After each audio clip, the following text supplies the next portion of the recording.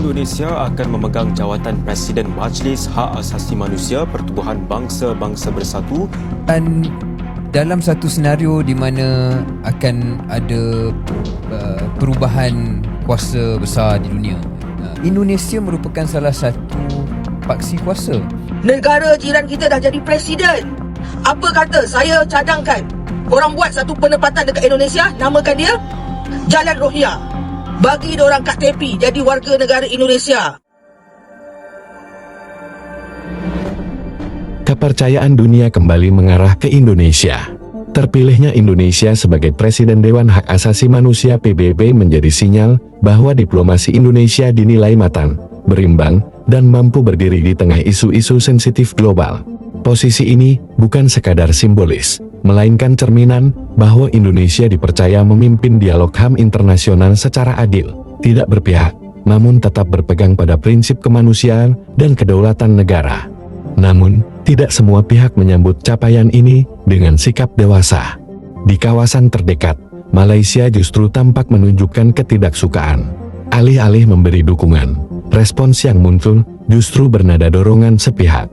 Begitu mendengar Indonesia dipercaya sebagai Presiden Dewan HAM, Malaysia langsung melontarkan tuntutan agar Indonesia menyiapkan tempat tinggal bagi pengungsi Rohingya, bahkan diminta untuk mengambil seluruh pengungsi Rohingya yang saat ini berada di Malaysia. Sikap ini menimbulkan kesan bahwa mandat internasional Indonesia dijadikan alasan untuk melempar tanggung jawab nasional. Padahal, memimpin Dewan HAM bukan berarti menjadi penanggung beban tunggal persoalan pengungsi regional. Justru sebaliknya, posisi tersebut menegaskan peran Indonesia untuk mendorong solusi kolektif berbasis kerjasama dan keadilan antar negara. Reaksi Malaysia ini memperlihatkan satu ironi, ketika Indonesia naik kelas dan dipercaya dunia, ada pihak yang tampak lebih sibuk menghindari tanggung jawab ketimbang memperkuat solidaritas kawasan. Mr. Sidharto Reza Suryodipuro, Permanent Representative of Indonesia as the elected President of the Human Rights Council for the year 2026 by acclamation.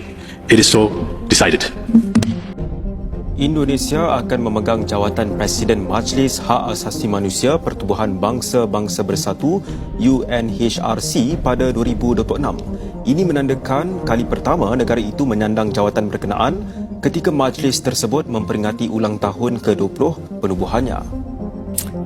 Dan dalam satu senario di mana akan ada perubahan kuasa besar di dunia, sudah tidak lagi hanya berpaksi kepada Amerika Syarikat, hanya berpaksi kepada Barat, multipolarity, satu ungkapan dan istilah geopolitik yang guna pakai sekarang.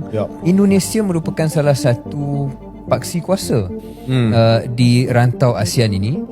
Dan dalam ASEAN itu sendiri, suka tak suka, Indonesia saya rasa kalau ia bertindak dengan betul bagi mereka lah, pengaruh mereka akan jauh menjadi lebih besar daripada sebelum-sebelum ini.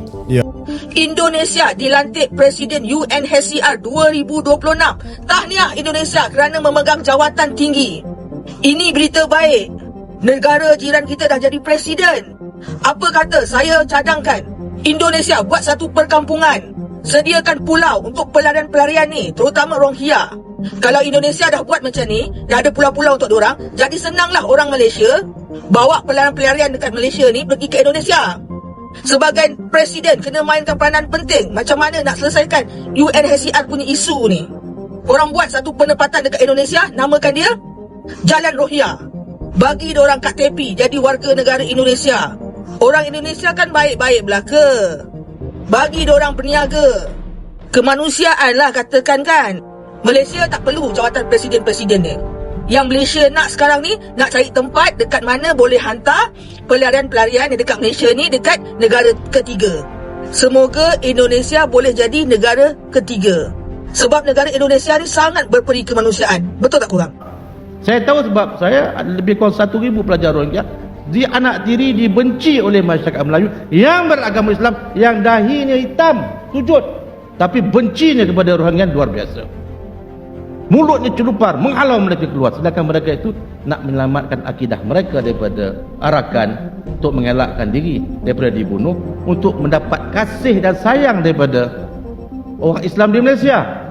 Tetapi orang Malaysia menghalau mereka, menghina mereka, halau mereka ke laut.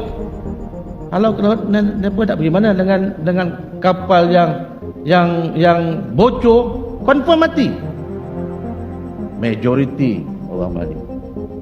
Ada tak kita perasaan benci kepada orang Rohingya di sini?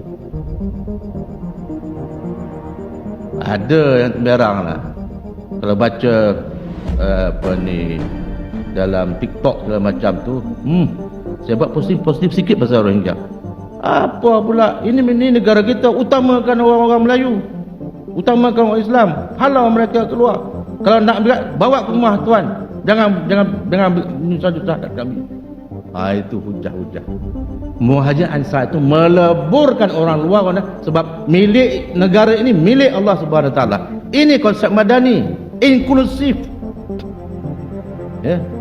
Nak merujuk Rasul Nabi, ambil keseluruhannya, jangan pilih-pilih, jangan ikut selera kita. Ya. Kemudian Rasulullah membuat apa? Ya. Rasulullah membuat perjanjian pula dengan yang bukan Islam. Sahifah Madinah. Kita kena mula terima hakikat yang pelarian Rohingya adalah sebahagian daripada kita. Kerajaan memang tak boleh nak bawa mereka keluar dah. Sebab persoalannya, ke mana kerajaan nak hantar?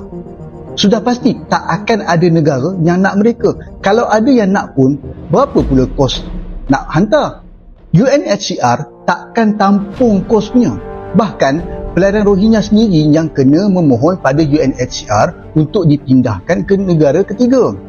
Itu pun mengambil masa yang sangat lama dan belum tentu permohonan mereka diterima. Sebelum tu, repost video ni dan follow sekali.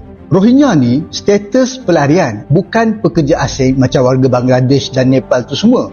Pekerja asing buat masalah, boleh hantar balik ke negara asal. Tapi Rohingya nak hantar ke mana? Bagaimana pula dengan mereka yang dah kahwin dengan orang tempatan kita? Hari ini mereka tak diiktiraf sebagai rakyat Malaysia, tapi satu hari nanti mereka tetap akan tuntut juga dan pasti akan diiktiraf. Mustahillah generasi-generasi mereka yang terkemudian ni masih ingin disebut sebagai pelarian pula. Mestilah mereka nak jadi warga negara macam kita, apatah lagi yang dah berasimilasi dengan penduduk pribumi di negara ini. Proteslah pada kerajaan macam mana pun, makilah UNHCR macam mana pun, ia tetap takkan berkesan dah. Nak tak nak, kita dah kena mula fikir bagaimana nak asimilasikan pelarian-pelarian ini dengan penduduk pribumi di Malaysia. Dan memang kena ada polisi khas untuk susun semula penempatan mereka ni. Kita yang terima mereka, maka kita tanggunglah.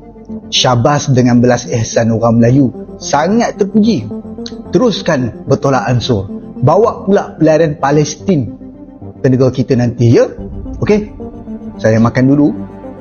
Bagaimana pendapatmu mengenai ini, Sob? Tulis di komentar.